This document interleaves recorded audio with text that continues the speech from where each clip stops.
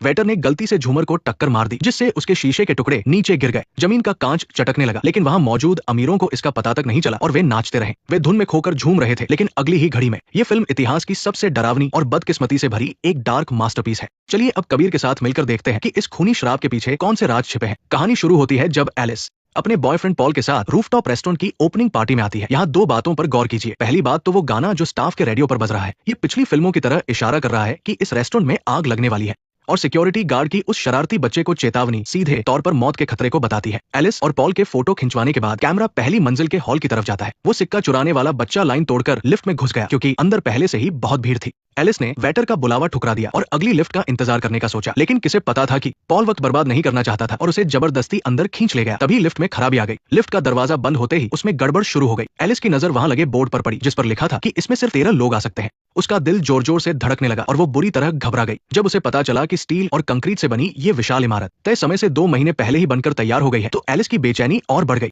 उसकी खुशी अब डर में बदल चुकी थी। लिफ्ट के हिलने और जूतों के फर्श पर रगड़ने की आवाज से उसका दम घुटने लगा था, पर अपने बॉयफ्रेंड का मूड खराब न हो इसलिए वो चुपचाप सब सहती रही। पर अगले ही पल रेस्टोरेंट पहुंचने पर वहां की गहमागमी देखकर एलिस को थोड़ा सुकून मिला। पर जैसे ही वे अंदर जाने लगे, उन्हें पता चला कि पॉल का वो जानकार आज सुबह ही नौकरी से निकाल दिया गया है और उनकी सीट किसी और को दे दी गई है। पॉल को उदास देखकर एलिस को बुरा लगा और जब रिसेप्शनिस्ट बड़े मेहमानों में बिजी थी, तब वो पॉल को चुपके से बार के अंदर ले गई। लेकिन खिड़की के बाहर का नजारा देखकर वो फिर सहम गई। वो अनजाने में ही पीछे हटने लगी, जिसे पॉल ने उसकी नाराजगी समझ लिया। एलिस समझ नहीं पा रही थी कि पॉल इतना चिड़चिड़ा क्यों हो रहा है, फिर भी उसने उसे संभाला। जैसे ही उसने गुलाब का फूल अपनी जेब में रखा, उसकी उंगली कांटे से कट गई। ध्यान दे, ये ठीक वैसा ही था जैसे पिछली फिल्म ब्रिज कोलैप्स में सैम का अंगूठा कट गया था। अब कहानी में आगे बढ़ते हैं। रेस्टोरेंट की सिंगर ने गाना शुरू किया, जैसे सब कुछ नीचे गिर रहा हो। गिरने का ख्याल और वो ऊंचाई, दोनों बातें एलिस के दिमाग में बैठ गई। एलिस को कुछ बुरा होने का एहसास हुआ और उसे उल्टी जैसा महसूस होने लगा। वो पॉल को बिना कुछ बताए बाथरूम की तलाश में निकल गई। तभी वेटर ने शैंपेन की बोतल खोली। उछलता हुआ ढक्कन सीधे झूमर से जा टकराया। झूमर के हिलते ही एलिस का दम घुटने लगा। पैरों के नीचे के कांच को देखकर उसे ऐसा लगा जैसे वो बर्फ में जम गई हो। जैसे ही वो वहां से मुड़ी, झूमर के टुकड़े ने कांच के फर्श पर दरार डाल दी।